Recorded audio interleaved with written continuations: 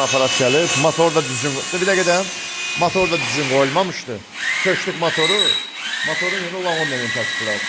Koltuq sərdən köşlük təzdən özünü ustamaq eləyirik. Motorun da sağın gətiriblər dəyişdirməyə. Motor da düzgün ustamaq olmayıb da, əyri ustamaq olub. Motor tərəflik olub. Köşlük özümüz ustamaq eləyirik. Bax. Belə bir şeydir. Motorun boğazı var qanunda.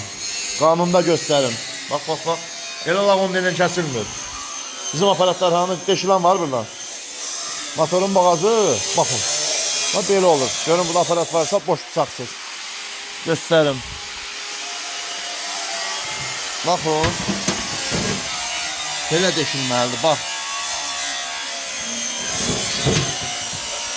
Şimdi dağıldı. Düzgün iş görmək lazımdır. Yalandan elə lağım denen kəsim eləmək yox. Resmin hamısı şeydir vallahi, yani bıçaqları qoyulub, görürsünüz da. Bax, burada da hamısında, bax, hamısında eyni iş görürük da. Yumru deşilib, kesib. Belə olmalıdır.